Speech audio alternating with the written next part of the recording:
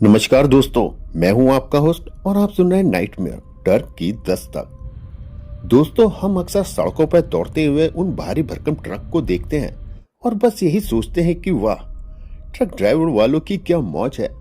पूरा देश घूमते हैं, नए नए शहर देखते हैं और ढाबों का लजीज खाने का मजा लेते हैं।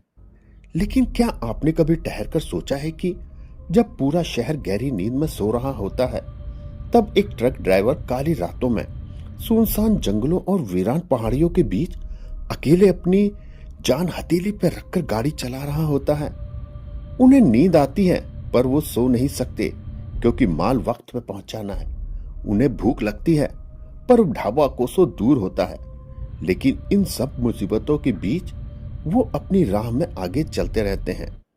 और सबसे बड़ी मुसीबत उन लोगों के लिए तब खड़ी होती है जब उनका सामना इस दुनिया की ताकत से नहीं बल्कि उस दुनिया की रूह से होता है जो बरसों से भटक रही होती है। आज की कहानी हरियाणा के एक छोटे से गांव के लड़के किशन की है। ये कहानी किशन ने हमको भेजी थी, जिसको हमने अपने अंदाज में लिखा है।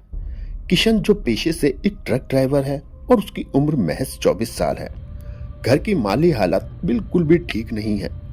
पिता बीमार रहते थे और 2 छोटी बहनों की शादी की जिम्मेदारी भी उसके कंधों पर थी।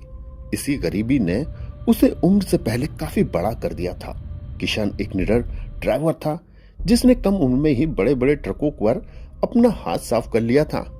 उसे लगता था कि सड़कों पर सिर्फ लुटेरों का डर होता है, पर दिल्ली आगरा हाईवे की उस एक रात ने उसे सिखा दिया कि कुछ चीजें ऐसी भी होती हैं जिनसे लड़ने के लिए हथियार नहीं बल्कि तकदीर चाहिए होती है। दिसंबर का महीना था और उत्तर भारत में कड़ाके की ठंड पड़ रही थी। कोहरा इतना घना था कि ट्रक की हेडलाइट की रोशनी भी बस कुछ ही फीट जाकर रुक रही थी। किशन अपना ट्रक लेकर दिल्ली की तरफ बढ़ रहा था।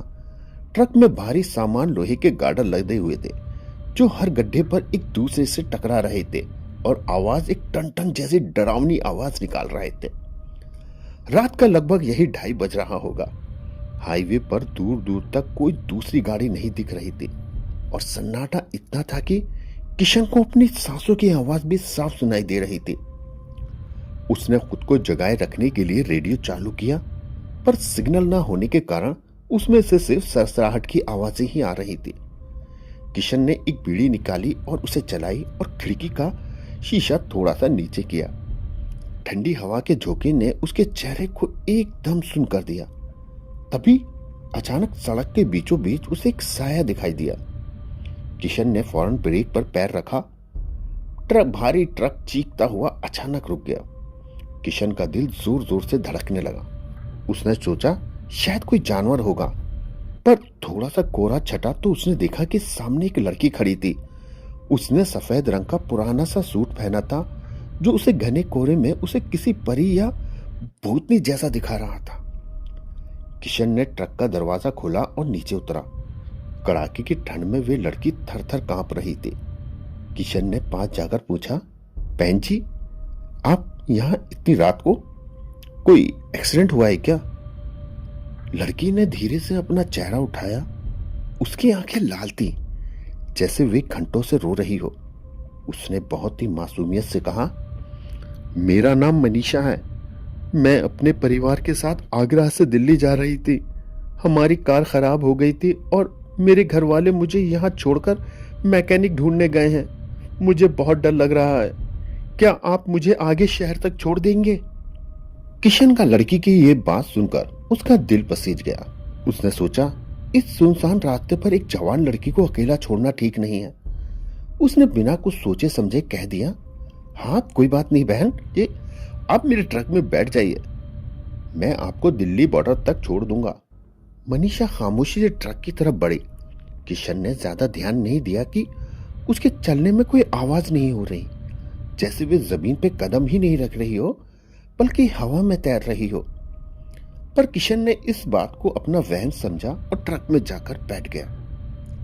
जैसे ही मनीषा ट्रक के केबिन में बैठी, अंदर का तापमान अचानक से गिर गया। किशन को लगा कि हीटर चलाने के बावजूद उसे ठंड लग रही है। उसने मनीषा से बात करने की कोशिश की। मनीषा जी, आपकी कार कहाँ खड़ी थी? मैंने तो पीछे कोई कार नहीं देखी। मनीषा ने खिड़की के बाहर देखते हुए कहा, वो शायद खाई में गिर गई होगी, मुझे कुछ सही से याद नहीं। उसकी आवाज में एक अजीब सी ठंडक और एक अजीब सी गूंज थी। किशन को धीरे धीरे मानो कुछ घबराहट सी होने लगी। उसने ट्रक की रफ्तार बढ़ाई। केबिन के अंदर फिर अचानक एक गंध सी आने लगी, जैसे पुरानी सड़ी हुई मिट्टी और सूखे फूलों की महक होती है। उसने अपनी बगल वाली सीट की तरफ तिरछी निगाह से देखा। मनीषा बिना हिले डुले बिल्कुल सीधे बैठी थी। उसकी गर्दन एक तरफ झुकी हुई थी और वे पलकें तक नहीं झपक रही थी। तभी ट्रक के डैशबोर्ड पे रखी भगवान की मूर्ति अपने आप नीचे गिर गई। किशन ने उसे सीधा किया, पर उसका हाथ कांप रहा था। उसे एहसास होने लगा था कि उसने किसी इंसान को नहीं, बल्कि किसी बला को अपने ट्रक में बिठा लिया है। रास्ता लंबा होता जा रहा था। किशन ने गौर किया कि वे पिछले 1 घंटे से ट्रक चला रहा है, पर दिल्ली का रास्ता तो खत्म ही नहीं हो रहा। अचानक उसे सड़क के किनारे वही टूटा हुआ ढाबा दिखा जिसे वे आधा घंटे पहले पीछे छोड़ चुका था। किशन ने मन ही मन सोचा, ये कैसे हो सकता है? मैं एक ही जगह क्या बार बार गोल गोल घूम रहा हूं? अब यह सोच के किशन के माथे पे पसीने आने लगे थे। किशन ने मनीषा की तरफ देखा। अब मनीषा धीरे धीरे अपना रूप बदल रही थी। उसके काले लंबे बाल अब केबिन की छत तक पहुंच रहे थे। किशन ने अपनी हिम्मत जुटाई और पूछा, मनीषा जी, आप कौन हैं? मनीषा ने धीरे से अपनी गर्दन 180 डिग्री में घुमाई और सीधे किशन की आंखों में झांका। उसकी आंखों की पुतलियां अब गायब थीं, सिर्फ सफेद रंग की आंखें चमक रही थी। वे भयानक तरीके से हंसी और बोली, किशन, अब तुम कहीं नहीं जाओगे। मुझे बहुत भूख लगी है और आज तुम मेरा खाना बनोगे। मुझे बहुत भूख लगी है और आज तुम मेरा शिकार बनोगे। उसकी आवाज अब किसी इंसान की नहीं, बल्कि किसी जानवर की तरह भारी और डरावनी थी। किशन ने घबराकर ब्रेक मारने की कोशिश की, पर ब्रेक पूरी तरह से फेल हो चुके थे। ट्रक अपने 120 की रफ्तार से भाग रहा था। मनीषा का चेहरा अब गलने लगा था। उसकी खाल लटक रही थी और उसमें से काले कीड़े निकल रहे थे। मनीषा ने अपना ठंडा हाथ किशन के गले पर रखा। किशन को लगा जैसे किसी ने उसके गले पे बर्फ की जंजीर बांध दी हो और किशन का अब मानो दम सा घुटने लगा। मनीषा चिल्ला रही थी, 10 साल पहले इसी हाईवे पर मेरा गला दबाकर मुझे मार दिया गया था। आज मैं तुम्हारा गला दबाऊंगी। किशन ने अपनी आखिरी ताकत बटोरी और अपनी सीट के नीचे रखी लोहे की रोड निकाली, पर वह रोड मनीषा के शरीर के आर पार निकल गई, जैसे वहां सिर्फ धुआं हो। तभी किशन को सामने एक बड़ा मोड़ दिखा। किशन ने सोचा कि अगर ट्रक टकराया तो वे मर जाएगा, पर इस रूह के हाथों से मरने से तो अच्छा है कि वे कूद जाए। उसने चिल्लाकर जय बजरंग बली बोला और दरवाजा खोलकर चलती गाड़ी से बाहर छलांग लगा दी। किशन झाड़ियों में गिरा और कई बार लुढ़कता हुआ दूर जा पड़ा। उसका ट्रक एक बड़े पेड़ से टकराकर रुक गया।